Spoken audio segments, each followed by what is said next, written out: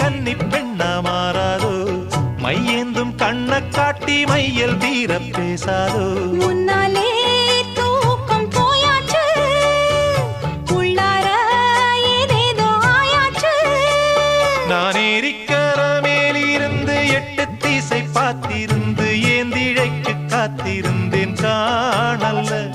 மணி 7 8 ஆன பின்னும் ஊரடங்கி போன பின்னும் சோறு தண்ணி வேணும்னு தோணல்ல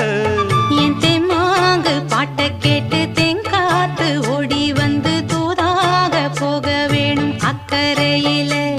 நாம் உண்டான ஆசைகளை உள்ளார பூட்டி வச்சு திண்டாடி நிக்கிறேனே இக்கரையில